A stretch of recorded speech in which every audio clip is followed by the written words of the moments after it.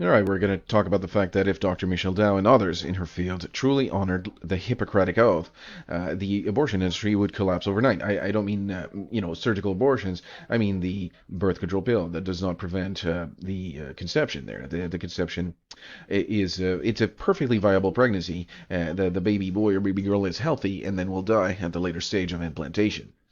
So it would collapse overnight, right? So do no harm. The core principle of medical ethics is to protect and preserve life, not to end it. A doctor who truly follows this would refuse to participate in any act that deliberately takes a human life. Pharmaceutical profits over ethics. The industry thrives because medical professionals abandon their duty in favor of financial gain. If they upheld their oath, the market for abortifacients and contraceptives designed to end life would cease to exist. So again, right, these contraceptives do not prevent, certainly does not suppress ovulation 100%. It doesn't prevent the actual conception there. The baby, again, a very a viable pregnancy, a very healthy baby boy or baby girl will die at the very natural and healthy stage of development, which is implantation. Right, there's a death here. These contraceptives are designed to end life, so that would stop. That would stop. So informed consent and truth. Many women are not given full information about how birth control and abortion procedures work.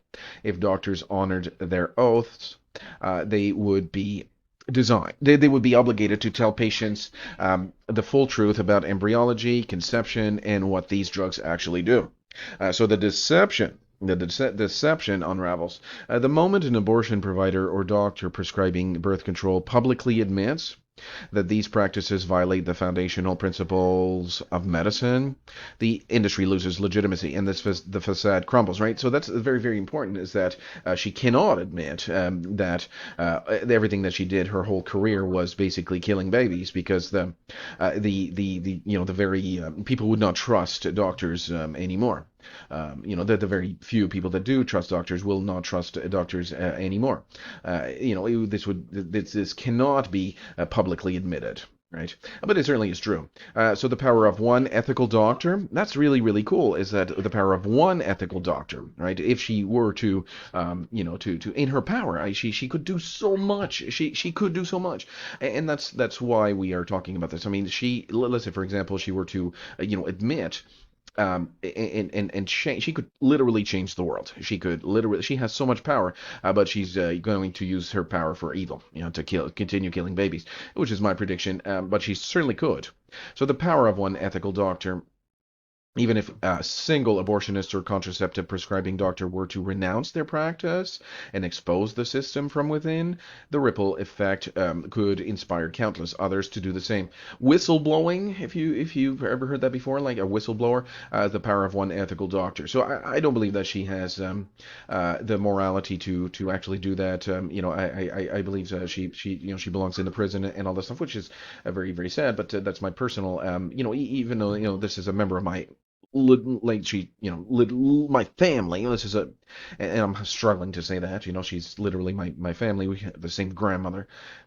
If she were to be ethical, like if she were to do the actual whistleblowing, this would end, right? So the industry doesn't end through legislation alone. It ends when doctors refuse to betray their oath for profit, right? So all the money that she made, right?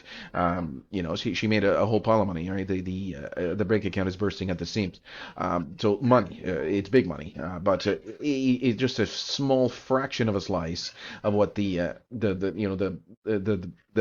politicians, the lawmakers that were bribed by the abortion industry and the industry executives, the pharmaceutical executives that produce these abortifacient drugs, they made so much more money. But she is in a position right now, nearing the end of her career, that she can, but she's not, right? She's still actively working today. She could blow the whistle. She could. And let's say, for example, she would and say, look, I broke the oath, the oath that says do no harm, and, don't provide, don't prescribe abortifacient drugs and pessaries and all this stuff. We saw that in the video about the oath. She's completely violating the oath, and that's really a shame. It's very, very, very shameful.